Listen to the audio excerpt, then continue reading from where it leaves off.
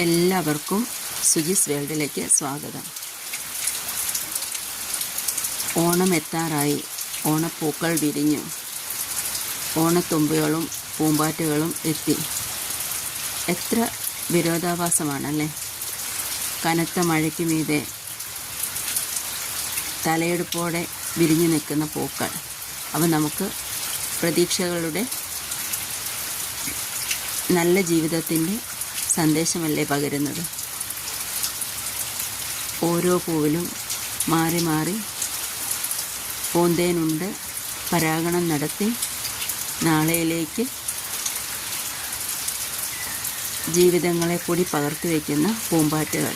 പ്രകൃതി എത്ര നല്ല സന്ദേശമാണ് നമുക്ക് നൽകുന്നത്.